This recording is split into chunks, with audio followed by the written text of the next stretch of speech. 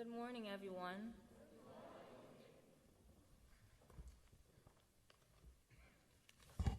For us to start, let us bow our heads and pray. Heavenly Father, thank you for all the things you have done for us. Thank you for getting us throughout this week, even though some people didn't even get to see this day or throughout this week.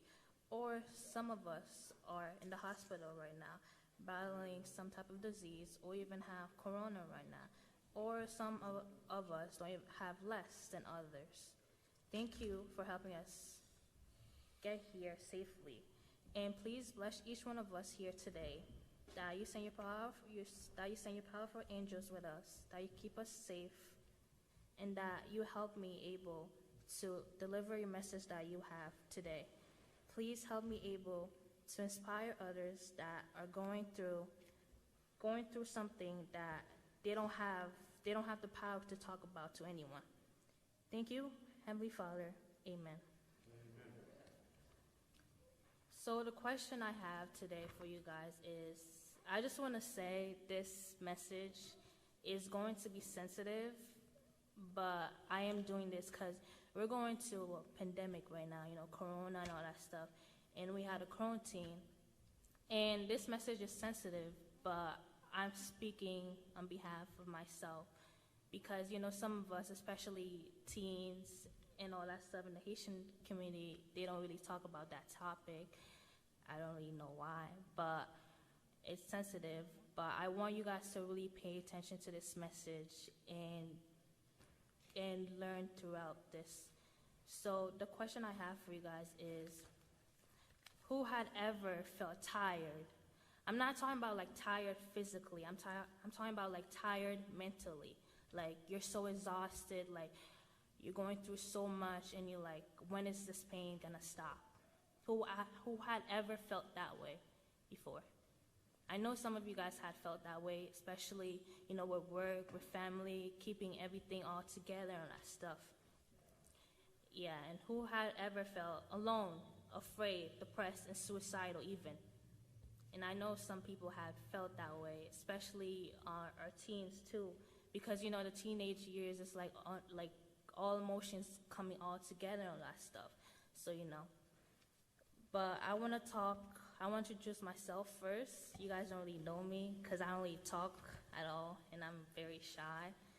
But so when I was younger, right, I would like to say my childhood wasn't the best.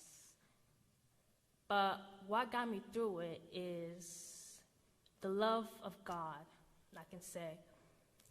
And it was very depressing, very depressing. And, it was like I had depressive episode all over, like they keep building up and stuff. And no one ever knew because I don't really talk to anyone. Even, people at school too, I don't really talk to kids at school. I still don't, but, I'm trying to get out of my comfort zone. But, depressive episode kept building up. And it came to the point that I felt like I didn't even want to be here anymore. And it's like, and I always had plans to just end it all. And when I got baptized, everything changed for me, I can say. Like, everything changed. It was crazy when I think about this. So when I got baptized, I had Bible study with Gina. And then, when I kept reading the Bible, my mom introduced me to Psalm 91. I know you guys know this, I know you guys know this, so I don't have to repeat it.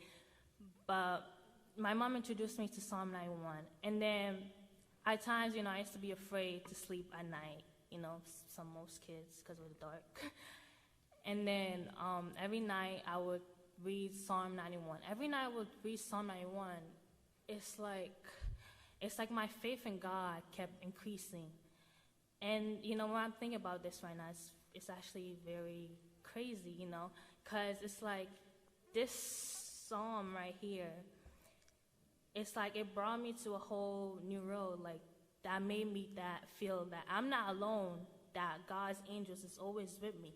So, when I feel emotions, negative emotions coming in, I just remember that I'm not alone. God's angels is with me, And, I'm thinking about that, why the plans never went through, when I was trying to end it all.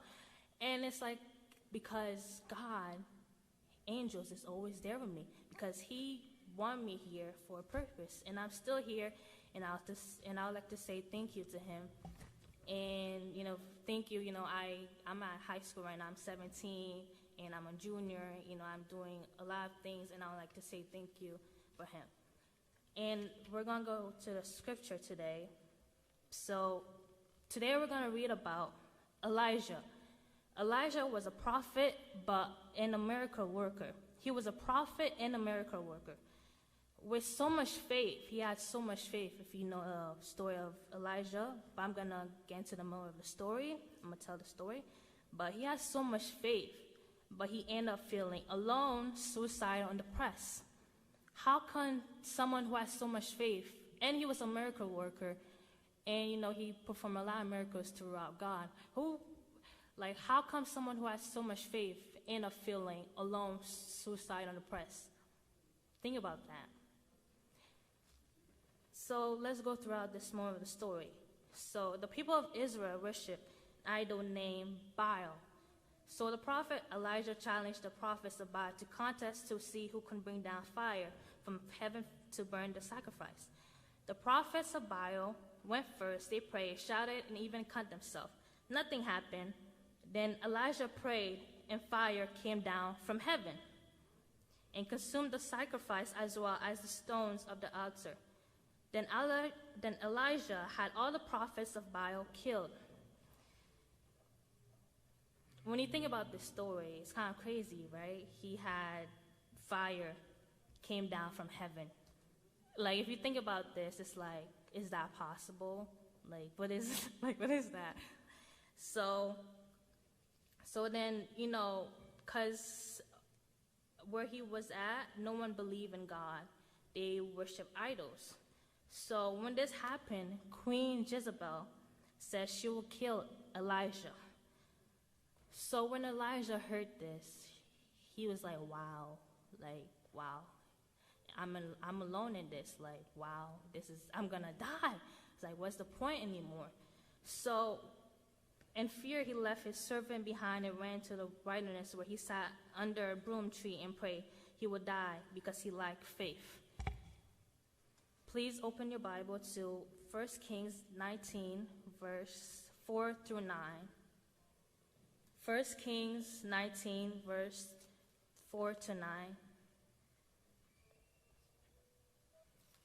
And it reads, "But he himself went a day journey into the wilderness, and came and sat down under a broom tree, and he prayed that he might die, and said, 'It is enough, Lord. Take my life, for I am no better than my fathers.' Then as he lay and slept on the broom tree." So let's get into this text, because this is really important. This is part of the message. So he was laying down, right? And he was depressed. He was the most depressed ever. And he was asking himself, I'm alone in this, I have no one. Please, he asked God to take his life away. Someone who had so much faith, even a miracle worker, asked God to take his life away. That's kind of crazy when I think about it. But guess what happened next? Suddenly, an angel touched him. Suddenly, an angel touched him and said to him, "Arise and eat." Let's go back to this again. Then as he lay and slept under a broom tree, suddenly an angel touched him and said to him, "Arise and eat." Then he looked, and there by his head was a cake baked on coals and a jar of water. So he ate and drank and lay down again. Wow. He thought he was alone. He asked God to take his life away, and then suddenly an angel came down from heaven and gave him food and water. Wow.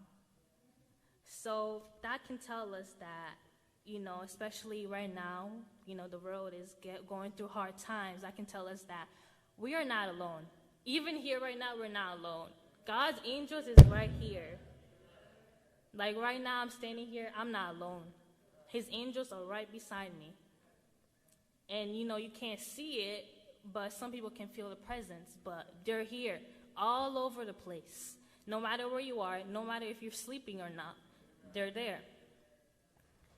So I would like to say that, you know, even us humans, we feel a lot of emotions all the time. You know, sometimes we can't control it. Sometimes, you know, we go crazy and stuff.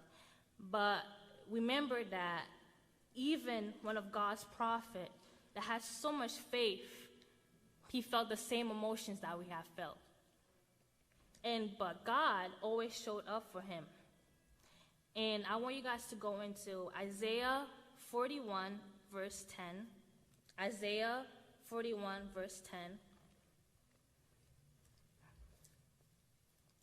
Isaiah 41, verse 10. Fear not, for I am with you. What does it say?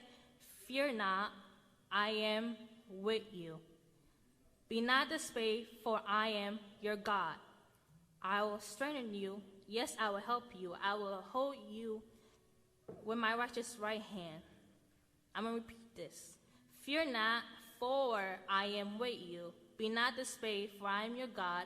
I will strengthen you. Yes, I will help you. I will hold you with my righteous right hand. Even in the text right here, it says that God's going to be with us. His angels always going to be with us. And he always going to keep us safe. So why not trust in the Lord? So why not give, you know, all the headaches to him? Be like, here's God. Because sometimes that's what I do. You know, when I feel negative emotions coming in, I talk to him like as he's like my best friend. Like I'm talking to someone out loud. I'm like, God, I'm tired. Please take this away. I can't deal with this, but I know you got me throughout the day. Because he is my best friend. You know, he got me through this. He's the reason I'm still standing here, you know. And the message, I'm going to end this because I don't have that much time. But the message today is, we are never alone. Throughout God, I am learning self-confidence because I always been shy. But, you know, right now I feel so comfortable. I have no idea why. Throughout God, I am learning what true love is because God is love. Throughout God, I started to love myself. Because, you know, people always told me I'm good looking, but I never believed that. But throughout God, I'm learning self-confidence. Throughout God, I'm learning how to focus, how to do good in school. And I would like to say throughout God, especially Corona, all this happening, the pandemic, throughout God, we're going to go through this because he's always there. You know, there's other stuff that's coming in, of course, as it says in the Bible, Revelation, you know, worse stuff is going to come in. But throughout God, we're going to go through this. And I like to end this and say, we are never alone. And always trust in the Lord and have faith in him.